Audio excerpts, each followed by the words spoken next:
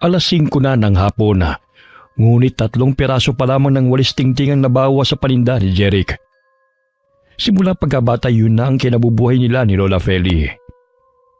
Ilang sandali tinawag siya ng tindera, kaya't patakbo siyang lumapit sa tindahan nito. O Jeric, bakit mag-isa ka lang ngayon? Nasaan si Nanay Feli? Masakit po ang ulo niya, kaya nagpahinga muna siya sa bahay. Sobrang init nga kaninang tanghali eh. Nakainom na ba siya ng gamot? Hindi pa nga po eh. Bibili pa po ako. Kaya lang matumal ang bentahan ngayon. Pero nilagyan ko na po muna ng dahon ng labong ang noo niya para mabawasan ang sakit ng ulo niya. Oh, sa'yo na lang tong paracetamol. Ipainom mo yan sa kanya mamaya ha. Oh, ang dami pang natira sa mga walis mo ah. Iwan mo na lang yan dito sa tindahan ko. Nang sa ganun hindi ka na mahihirapan sa pagbubuhat. Magkano ba ang lahat ng yan? 35 po ang isa nito. Pero kung 7 kukunin nyo, 25 na lang po ang isa. Kailangan ko po talaga ng pera ngayon, Aling Dita. Wala pa nga kaming bigas eh. O sige, bibilhin ko na lang lahat ng yan at bibigyan na lang kita ng bigas. Para makauwi ka na. Siya nga pala, Jeric.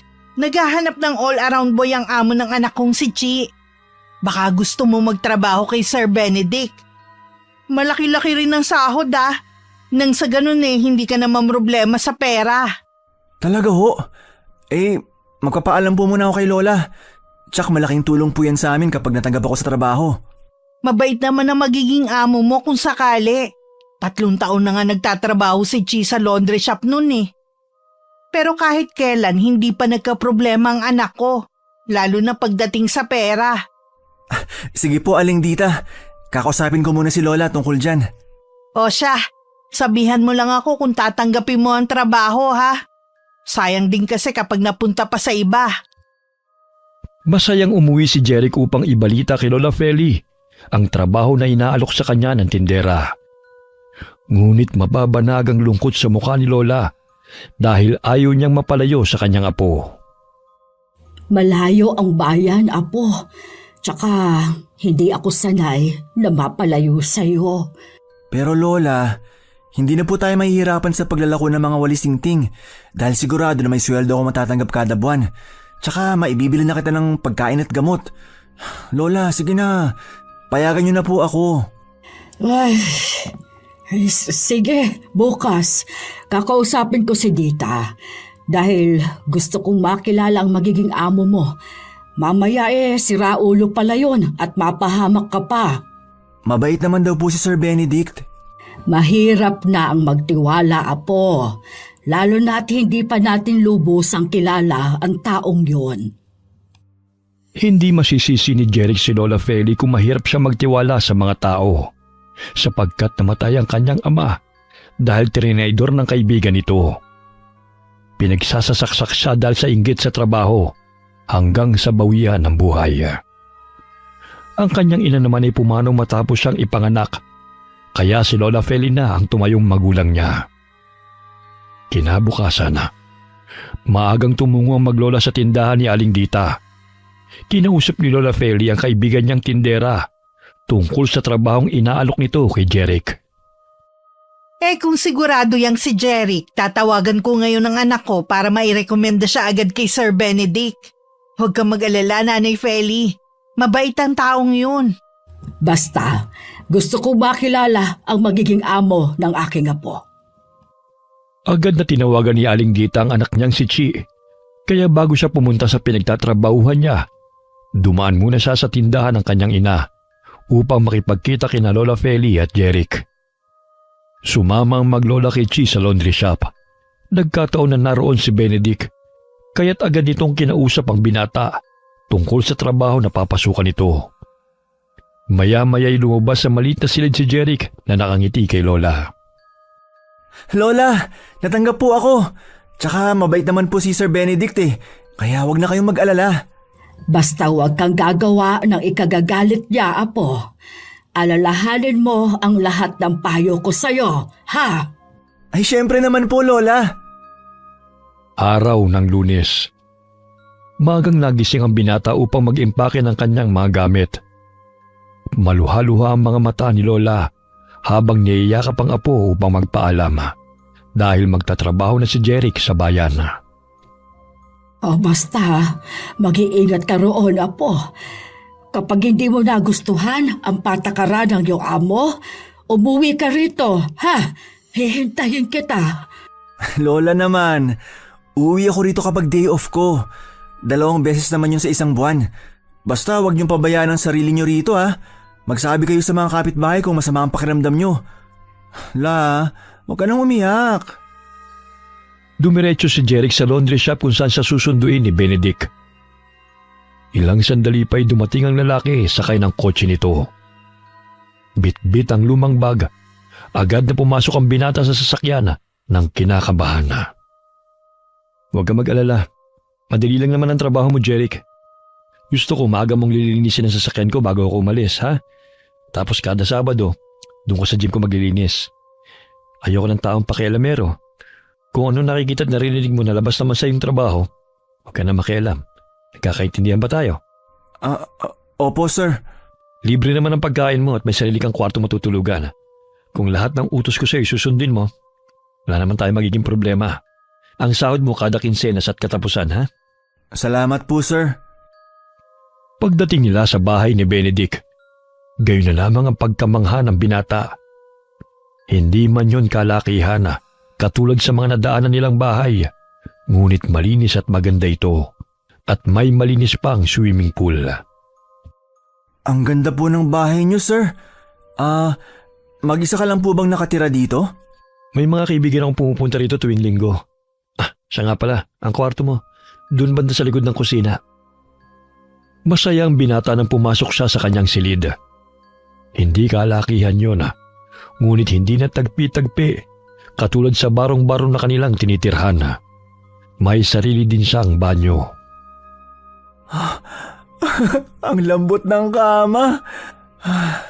Kapag nagkapera na ako, ibibili ko rin si Lola ng higaan katulad nito. Tsaka parang may sariling bahay lang ako rito. Nanibago si Jeric sa unang linggo niya sa bahay ng kanyang amo. Ngunit habang tumatagal ay nasasanay na rin siya. Kahit papano'y hindi na nahihirapan si Lola Feli sa paglalako ng mga walis dahil nakakapag-abot na ng pera ang binata tuwing sahod nito. Naging maayos ang trabaho ni Jeric sa unang buwan niyang pananatili sa bahay ng kanyang amo. Ngunit mahigpit na ipinagbabawal na makiusyoso siya, lalo na kapag dumarating ang mga kaibigan at bisita ng kanyang among si Benedict. Madalas din niyang nakikita si Paul na labas-masok sa bahay na yon at nahalata rin niya na hindi ordinaryong pagkakaibigan ng turingan ng dalawa. Ngunit pinagpawalang bahala na lamang ng binata ang bagay na yon. Jeric, pakidagdagan mo muna yung pulutan namin ha, tsaka pengiring yelo. Opo, sir. Pagkatapos mong dalhin dito, isarado mo na yung pinto ha, at maaari ka na matulog. Tumango ang binata bago lumabas ng silid. Ngunit napansin niya na may babaeng kasama sina Paul at Benedict. Wari niya ay kasing edad lamang niya yun. Ilang beses na silang may dinadalang babae rito. Pero parang si Paul lang ang nasisiyahan. Mukha pa lang niya, halatang manyakis na eh. Pagbalik ng binata sa silid, bitbit ang pulutan at yelo. Bahagya siyang napasulyap sa babae. Kitang-kita niya na umiiyak ito. Bigla siyang nag-iwas ng tingin nang magsalita si Benedict. Sige na, Jeric. Bumaba ka na.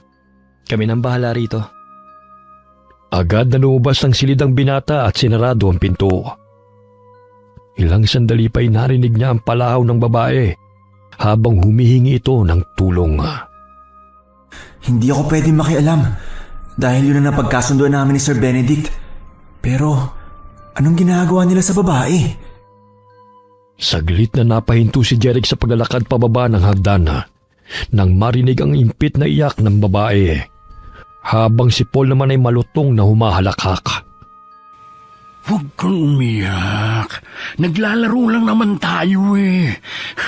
Malaki binayad ko sa bugaw nyo, kaya dapat pasayahin mo ko.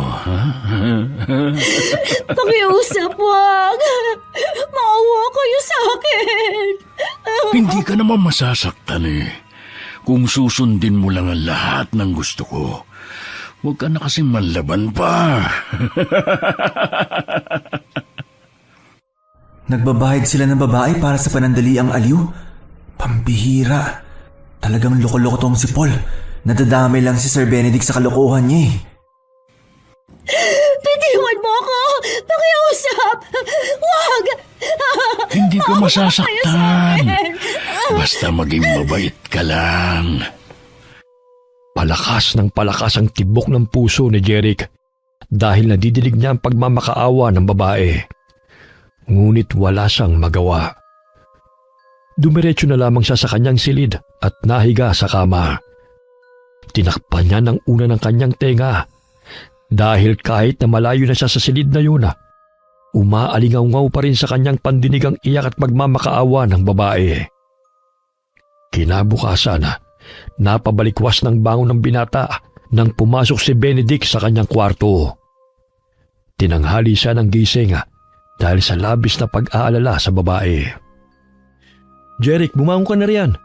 Ipagluto muna kami ng almusal. 6:30 na oh. Sorry po sir. Tinanghali ako ng gising. Papungas-pungas pang bumangon ng binata. Nagulat siya nang tapikin ng lalaki ang kanyang balikat. Animoy na halata nito ang pangamba at pag-aalala sa kanyang mukha. Nag-e-enjoy lang si Paul, Jeric. Huwag mo na lang siyang pansinin. Masasanay ka rin sa ginagawa niya. Opo sir. Dali-daling tumungo ang binata sa kusina upang magluto ng agahan. Ngunit hindi pa rin mawaglit sa kanyang isipan kung napano na ang babae. Kaya siguro wala pang asawa si Sir Benedict kahit 40 na siya. Dahil gusto niya lang ng panandali ang aliw. Pero kawawa mga kababaihan. Halatang ang babata pa nila. Muntik na niyang mabitiwan ng pinggana nang biglang magsalita si Benedict na nooy nasa kanyang likuran. Dalhan mo ng pagkain yung babae sa taas. Huwag ka makipag-usap sa kanya ha. Tsaka pakiligpit na rin yung mga kalat sa kwarto. Opo sir. Parang tutang masunurin ng boy na nakuha mo Isang tanong, isang sagot lang siya. Napalingon ng binata sa kinaroroonan ng lalaki nang marinig itong magsalita. Napaisbid pa siya nang makita na nakayapos ito sa bewang ni Benedict na animoy naglalambing. Ang sagwa! Sino kaya ang bakla sa kanilang dalawa? Tapos magdadala pa ng babae rito? Ano kaya trip nila? Lalo niyang si Paul. Parang asal hayop. Habang paakyat ng kwarto, kung ano-anong katanungan ang sumasagi sa isipan ng binata. Pagbukas niya ng pinto, bumungad sa kanyang paningin ang dugo ang kobrekama at ang babaeng umiiyak sa sulok na putok ang labi. Etong pagkain. Kumain ka na. Pakiusap. Tulungan mo akong makaalis dito. Ayoko rito. Gusto ko na umuwi sa probinsya. Utusan lang nila ako. Hindi ko alam kung paano kita matutulungan. Kung itatakas kita rito, mahuhuli pa rin nila tayo. Pakiusap. Tulungan mo ko. Sige na. Dinala ako ng tiyahin ko sa bahay at pinangakuan ako na pag-aaralin. Ngunit dinala niya ako sa malaking bahay at binenta sa isang babae. Kumain ka na. Baka maabutan pa tayo ni na Sir Benedict. Pinagbawalan nila ako na makipag-usap sa'yo. Patawad. Hindi ko na kayang ginagawa nila sa akin. Mga hayop sila. Hindi ko na kaya. Pakiusap. Tulungan mo ko. Nagpatuloy na lamang sa paglilinis ang binata. Ilang sandali lumabas siya bitbit ang garbage bag. Ngunit bago pa man niya naisara ang pintuan, ay tumakbo palabas ang babae. Tinulak pa siya nito, dahilan para mapasubsob siya sa sahig. Uy! Bumalik ka! Baka makita ka nila Sir Paul at Sir Benedict. Mamaya saktan ka na naman nila. Jeric! Di ba sinabi ko na sa'yo huwag kang makikipag-usap sa kanya? Sir, kasi lumabas siya ng kwarto. Dadalhin ko na nga sana tong basura sa babae. Salubong ang kilay ni Benedict na umakyat ng hagdana. Sumunod din ang maangas na si Paul at kinaladkad ang babae pabalik ng silid. Bumalik ka sa loob! Tatakas ka pa! Huwag na huwag mong painitin ang ulo ko dahil masama akong magalit. Gusto ko na po umuwi. Pakiusap po. Ibang babae na lang ang kunin Alam ninyo. mo bang ang mahal-mahal ng binayad namin kay Cory para lang madala ka rito? Kaya susulitin namin ang bawat sentimo na binayad namin para sa'yo. Gusto ko na umuwi. Pakiusap, maawa na kayo sa akin.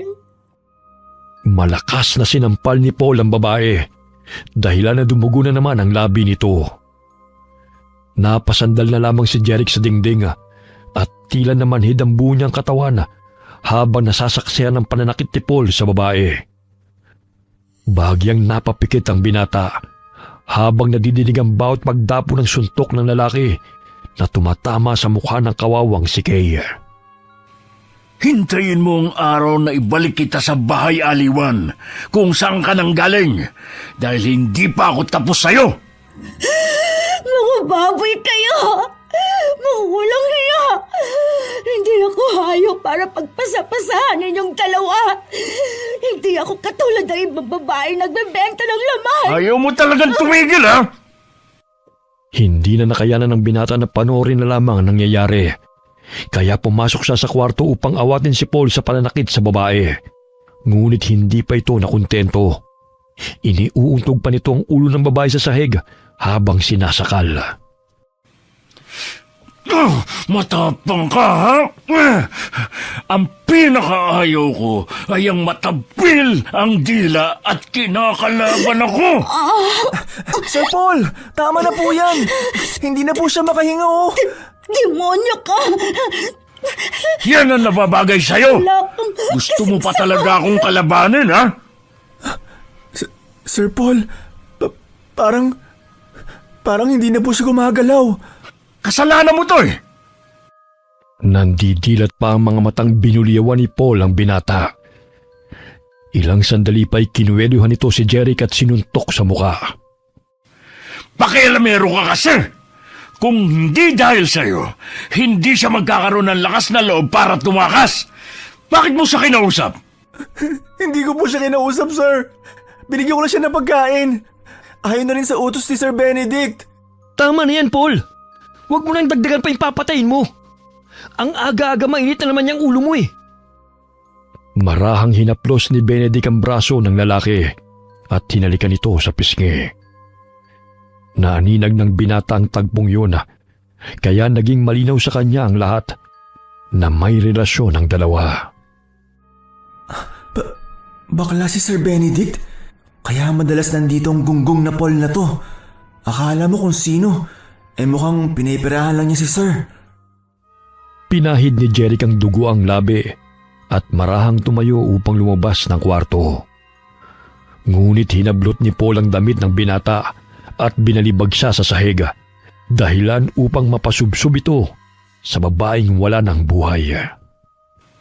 Anong gagawin natin ngayon, Benedict? Ayokong makulong. Kapag nalaman ng mga pulis na pinatay ko ang babaeng yan, pati ikaw madadamay. Isa pang problema ang katulong mong yan. Ipapahamak niya tayo, eh. Nag-iisip na nga ng paraan, eh. Pwede ba? Kumalma ka muna. Paano ko siyang... Napangising lalaki habang matalim na nakatingin sa binata. Ilang sandali pa'y nilapitan ito si Jeric at sinakal. Kasalanan mo ang lahat. Ikaw ang pumatay kay Kay. Bakit ako? Ikaw ang pumatay sa kanya. Aaminin mo sa mga pulis na ikaw ang pumatay sa kanya. Dahil kung hindi, papatayin kita at ang buong angkan mo. Sir Benedict, tulungan niya po ako. Huwag ka nang umasa na tutulungan ka niya. Dahil lahat ng sinasabi ko, sinusunod niya, ha? Ganon niya ako kamahal. At ikaw, ang aako sa pagpatay sa babaeng yan. Wala ka nang magagawa sa ayaw mo man o sa gusto. Sir, maawa po kayo sa akin. Ako na lang po natitirang pamilya ni Lola. Uuwi na lang po ako sa amin. Pangako po, hindi ako magsusumbong kahit kanino. Aba, naisip mo ba talaga yan, ha? Akala mo ba makakauwi ka pa? Hindi! Dahil mabubulok ka sa kulungan. Sir, pakiusap. Huwag niyo naman gawin sa akin to. Maawa po kayo. Bumuntong hininga na lamang si Benedict habang pinagmamasdan si Paul na sinasaktan si Jeric. Kahit na inaawat na niya ang lalaki, hindi pa rin ito tumitigil sa pananakit sa binata. Isang baklang negosyante si Benedict, ngunit hindi halata dahil malaki at matikas ang katawan nito. Matagal na silang may relasyon ni Paul. Suportado pa nito ang pagdadala ng lalaki ng babae sa sarili niyang bahay kaysa ipagpalit siya sa iba at iwan. Maya-maya'y muling sinapak ni Paul si Jeric dahil nanlaban ang binata. Mas masahol pa kayo sa demonyo. Lalo ka na, Sir Matapang Paul. ka? Gusto mo bang pati ang lola mo patayin ko? Kaya nga bubuhayin pa kita dahil ikaw ang kasagutan sa problema ko. Wala ka na rin magagawa pa dahil kayang paikutin ng pera ang lahat. Naiintindihan mo ba yung bata? Natahimik si Jeric ng mga sandaling yun. Muli siyang binalibag ng lalaki kaya tumilapon siya sa pintuan. Maya-maya ay dumating ang kapulisan matapos na tawagan ni Paul ang kaibigan nitong pulis.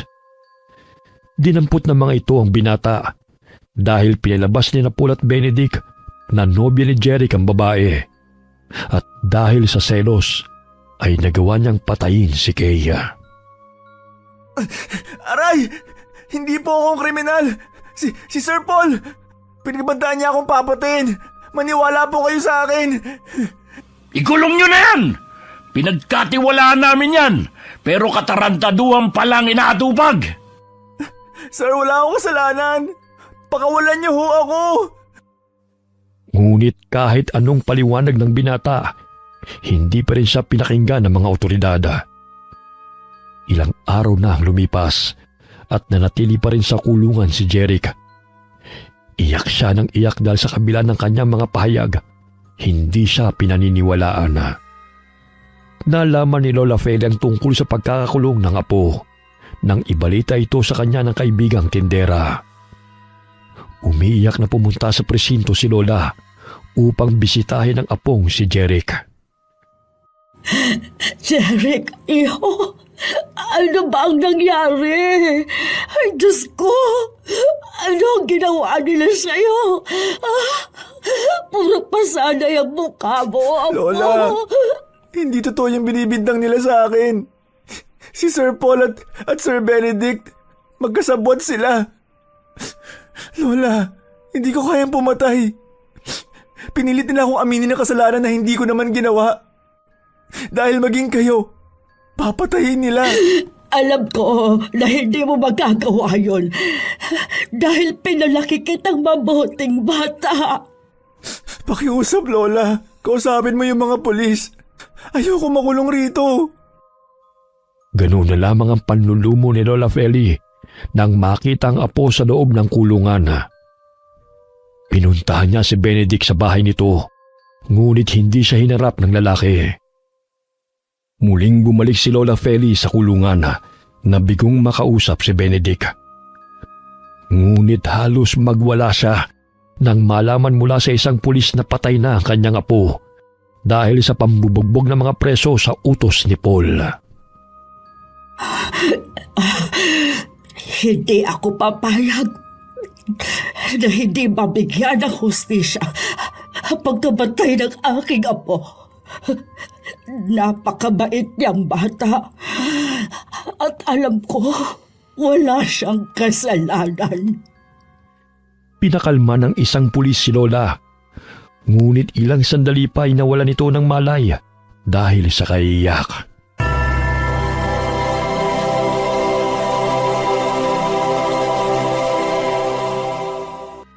Samantala, naging panatag ang kalooban ni Benedict at Paul nang malaman na patay na si Jeric. Ngunit lingid sa kanilang kaalaman na yun ang umpisa ng kanilang paghihirap. binurol si Jeric sa bahay nila sa baryo. Halos hindi na umaalis si Lola Feli sa kabaong ng apo hanggang sa mailibing ito. Kung natakasan man nila ang kanilang kasalanan dahil ipinaako nila sa iyo ang krimen sa kanilang nagawa, hindi ako papayag na magiging malaya sila at patuloy na mabuhay ng mapayapa habang ikaw ay nagdusa sa loob ng kulungan at pinagbayaran ng kanilang kasalanan. Gagawin ko ang lahat upang maranasan nila ang hirap na pinaranas nila sa iyo, Apo. Umiiyak na sambit ni Lola habang yakap-yakap ang kabaong ng apo bago ito ipinasok sa loob ng nicho. Kinagabihan na, habang nakaharap sa altar, sinindihan ni Lola ang itim na kandila. Sa ibabaw ng maliit na mesa, nakapatong ang dugo ang damit ni Jeric na itinago pa niya nang magpalit ito ng damit. Paulit-ulit na binigkas ni Lola ang pangalan ni Benedict at Paul. Ang natutunaw na kandila ay ipinatak ni Lola sa dugo ang damit ni Jeric. Ilang sandali kinuha niya ang mga insekto na nasa maliit na garapon at muling umusal ng orasyon habang sinasambit ang pangalan ng mga salarin. Halos maduwal si Paul nang maramdaman ang pangati ng kanyang lalamunan. Kumuha siya ng tubig at agad na uminom. Ngunit bigla na lamang siyang nagsuka. Nanlilisik ang kanyang mga mata nang makita nito na parami ng parami ang lumalabas na insekto sa kanyang bibig. Ano nangyayari? Bakit nilalangaw ang bunga ko? Kumakatay tenga ko. Ano namang nga to? Tumalon-talon si Paul nang mahawakan ng mga uod na lumalabas sa kanyang tenga. Halos mamao siya sa kakasigaw dahilan napuntahan siya ni Benedict sa kwarto nito. Anong nangyayari sa'yo? Paul, parang may mga lumalabas sa iyong mga mata. Hindi ko alam. Tulungan mo ako. Ayoko pang mamatay. Sandali, hihingi ko ng tulong. Tumalsik ang dugo sa mga mata ng lalaki habang lumalabas doon ang maliliit na bulate. Hindi na nila alam ang gagawin, kaya napagpasyahan nilang tumawag ng doktor. Ngunit bago pa man mahawakan ni Benedict ang kanyang cellphone, may malakas na hangin na humampas sa kanyang kamay.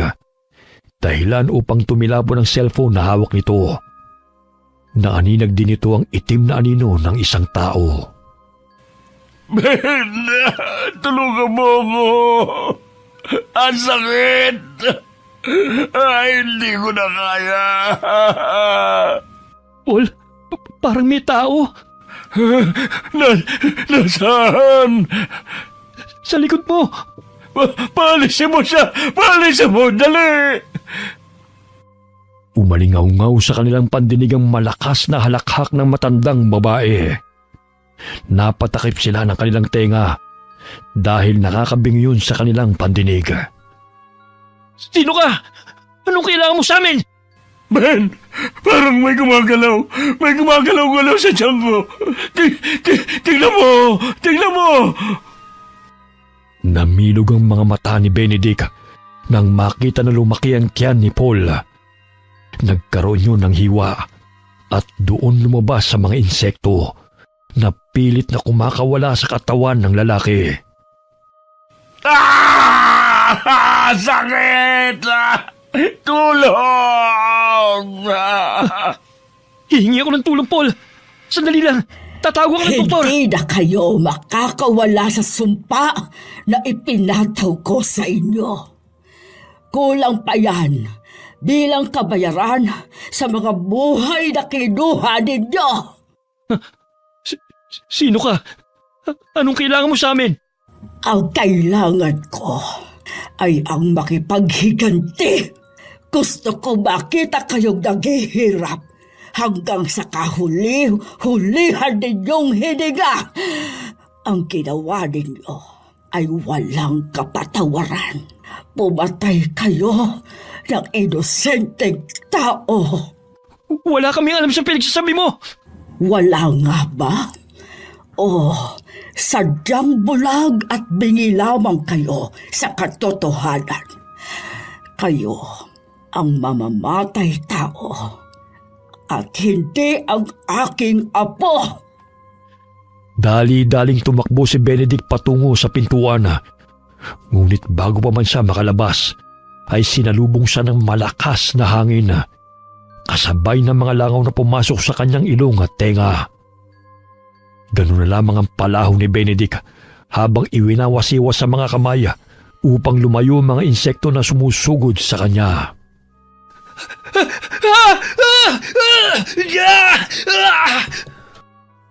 Dumudugo na ang mga mata at ilong ng lalaki dahil sa dami ng mga langaw na pumapasok sa kanyang katawan. Halos hindi na siya makahinga dahilan na bumagsak siya sa sahig. Ano nangyayari? Nanginginig pa ang katawan niya ng makapang lumalaking tiyan. Nararamdaman niya na may gumagalaw-galaw pa sa loob nun. Malakas siyang napasigaw nang magsilabasa ng mga uod at alupihan sa puso nito. Hindi maaari ito. Ang sakit! Lumalaki din ang tiyan ko katulad ng kay Paul. May insekto rin kaya ito. Pero paano nangyari ito? Nanginginig ang katawan ni Benedict na bumagsak sa sahiga.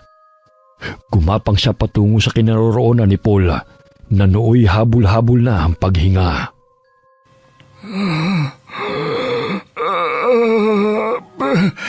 Ben, hindi ko na kaya. Ito na siguro katapusan natin. Susubukan kong makahingi ng tulong. Huwag kang sumuko. Huwag mo nang pilitin pa. Dahil mamamatay rin naman tayo. Hindi ko na kaya nangyayari sa akin.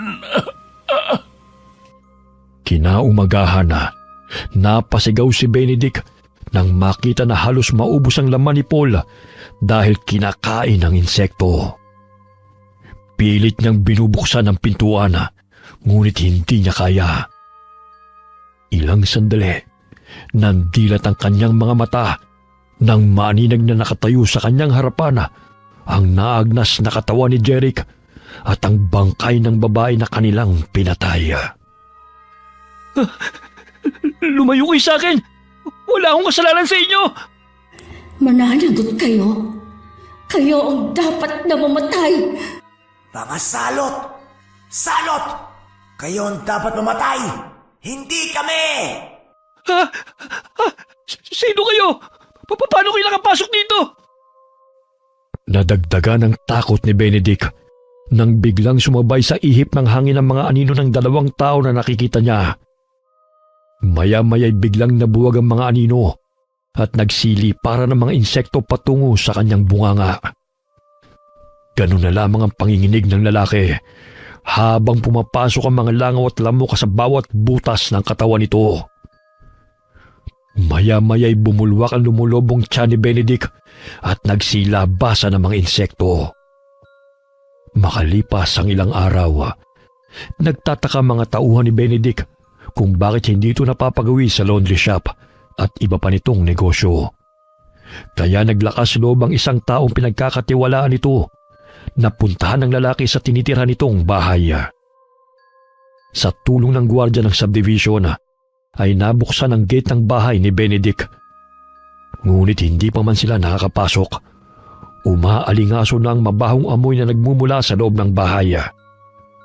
Halos masuka pa ang mga tauhan ni Benedict at ang gwardiya nang makita na nilalangaw at inuud ang katawan ng dalawang tao.